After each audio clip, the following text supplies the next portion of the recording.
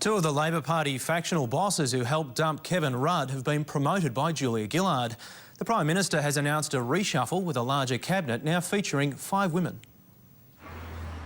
Bill Shorten helped with the numbers when Julia Gillard cut down Kevin Rudd. Now he's moving up.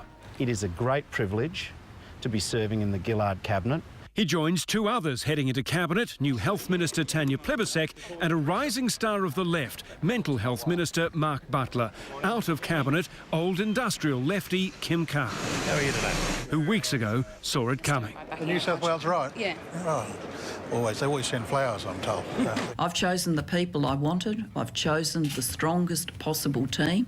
Getting more responsibility, Mr Fix-It, Greg Combet, factional figure Mark Arbib and Tasmania's Julie Collins, who becomes a minister. Shifted sideways, Chris Evans, Robert McClelland and Agriculture Minister Joe Ludwig. Basically, the Prime Minister is trying to buy the loyalty of the faceless men. Tony Abbott's negative about everything, so, of course he's negative about the reshuffle. What else would you expect?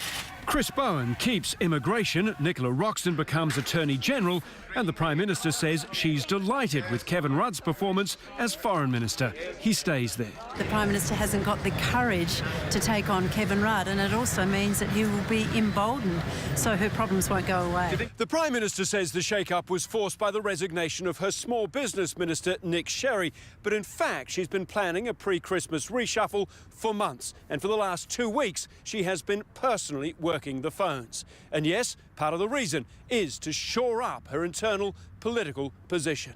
But with her new ex-Tony Blair media strategist John McTernan looking on, she denies base survival is her primary purpose. I'd say anybody making that assertion was incapable of logical thought. Hugh Remington, 10 News. Well, 10's political editor Hugh Remington joins us now. And Hugh, just what was Julia Gillard trying to achieve with this reshuffle?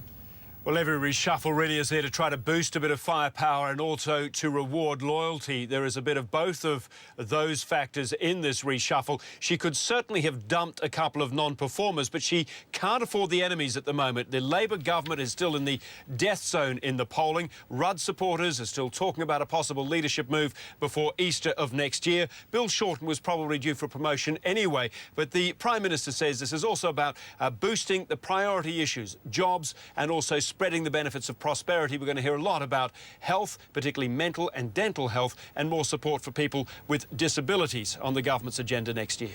OK, thanks, Hugh Remington in Canberra.